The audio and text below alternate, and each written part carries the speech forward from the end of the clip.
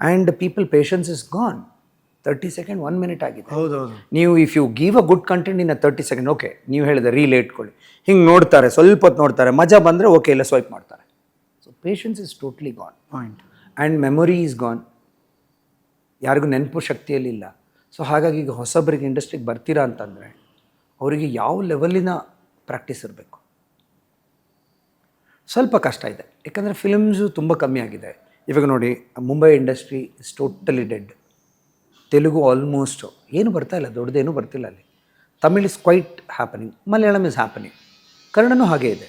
Content ಇಲ್ಲ, ಒಳ್ಳೆ ಕಥೆಗಳು ಬೇಕು, ಸ್ಪೇಸ್ ಇದೆ, ಮಾಡೋರಿದ್ದಾರೆ. ಸಿಂಪಲಾಗಿ ತೊಗೊಳ್ಳಿ, ನೀವು ಸಿನಿಮಾ ಬರ್ತಿಲ್ವೋ ಬಿಡ್ತಿಲ್ವೋ, 200 ಪಿಕ್ಚರ್ ಬರ್ತಾ ಇದೆಯಾ, ಓಕೆನಾ, 200 ಇಂಟು 1 ಕೋಟಿ ಇಡೀರಿ, 200 ಕೋಟಿ ಖರ್ಚಾಯ್ತಾ, ಅದರಲ್ಲಿ ಒಂದು ಸ್ವಲ್ಪ 20 ಕೋಟಿ 10 ಕೋಟಿ ಜಾಸ್ತಿದು ಫಿಲ್ಮು ಬರುತ್ತೆ.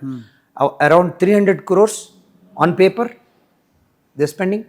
ಪ್ರೊಡ್ಯೂಸರ್ಸ್ ಆದ್ರೆ ಅದ್ರ 3 ಪಟ್ಟು ಆಗ್ತಿದೆ, ಬೇರೆ ವಿಚಾರ ಅಲ್ಲ, but still as an collectively if you take it also 300 crores ಅಂತ ಇಟ್ಕೊಳ್ಳಿ, ಸಿನಿಮಾ ಬರ್ತಾ ಇದೆ. There is a space, there is good producers. But ಏನಾಗ್ತಿದೆ, ಒಳ್ಳೆ ಪ್ರೊಡ್ಯೂಸರ್ಸಿಗೆ ಒಳ್ಳೆ ಡೈರೆಕ್ಟರ್ ಸಿಗ್ತಿಲ್ಲ, ಒಳ್ಳೆ ಡೈರೆಕ್ಟರ್ಗಳಿಗೆ ಒಳ್ಳೆ ಪ್ರೊಡ್ಯೂಸರ್ ಸಿಗ್ತಿಲ್ಲ. ಅದಂಗೆ ಆಗ್ಬಿಟ್ಟಿದೆ. ಇದು ಸ್ವಲ್ಪ ಮೆಸ್ಟಪ್ ಸಿಚುವೇಶನ್ನಲ್ಲಿದೆ ಇವಾಗ. ಯಾಕಂದರೆ ನಾನು ಒಬ್ಬ ಸಿನಿಮಾಟೋಗ್ರಫರು, ನನಗೂ ಕೆಲಸ ಬೇಕು ಅಂತಂದರೆ ಪ್ರಾಜೆಕ್ಟ್ಗಳೇ ಕಮ್ಮಿ ಆದಾಗ ನನಗೆಲ್ಲಿ ಸಿಗುತ್ತೆ ಅಲ್ವಾ. ಸೊ ಈಗ ಬೇರೆಯವ್ರಿಗೆ ಯಂಗ್ಸ್ಟರ್ಸಿಗೆ ನಾನು ಹೇಳ್ಬೋದು, ಬಟ್ ನನ್ನ ಸ್ಥಿತಿನೂ ಅಲ್ಲೇ ಇದೆ.